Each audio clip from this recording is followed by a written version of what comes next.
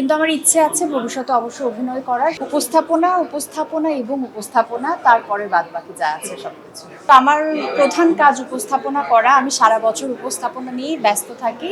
Particular কিছু corporate শোতে এবং পার্টিকুলার কিছু ইভেন্টে, যেমন ঈদ বলি বা পহেলা বৈশাখ বলি, তখন আমি নাচের অনুষ্ঠানগুলো অ্যাটেন্ড করি। তাছাড়া কিন্তু সারা বছর আমি উপস্থাপনার মধ্যেই থাকি। তেমন কোনো বড় পরিকল্পনা নেই। আমি আসলে যখন যে অনুষ্ঠানটা করি সেটা খুব মন দিয়ে পরিশ্রম দিয়ে করার চেষ্টা করি, এতটুকুই। কিন্তু সারা বছর আমাকে আপনারা উপস্থাপক হিসেবেই পেয়ে থাকেন। আমি উপস্থাপনার মধ্যেই ডুবে থাকতে ভালোবাসি। স্যান্ডেলিনা সো, রূপচর্চায় আভিজাত্য। উপস্থাপনা এবং উপস্থাপনা, তারপরে বাদবাকি যা আছে সবকিছু। আপনি কিন্তু নিজে একটু আগে বলেছেন যে অনেকগুলো কাজে মনোযোগ দিতে গেলে দেখা যায় কোনোটাই ঠিক মতো হয় না। তো মনোযোগ দিয়ে আমি সারা বছর উপস্থাপনাই করি এবং এটাতে এত বেশি ব্যস্ত থাকি যে অন্যদিকে আমি আসলেই সময় দিতে পারি না। কিন্তু আমার ইচ্ছে আছে ভবিষ্যতে অবশ্যই অভিনয় করার। সেটা যদি একেবারে আমার মন মতো সবকিছু হয় তাহলে অবশ্যই, কেন নয়।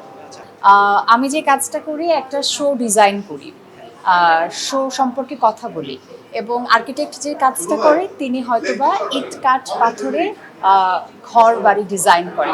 সো ডিজাইনের জায়গাটা কিন্তু খুবই কমন, এবং আমার কাছে মনে হয় না দুটো জায়গা আলাদা।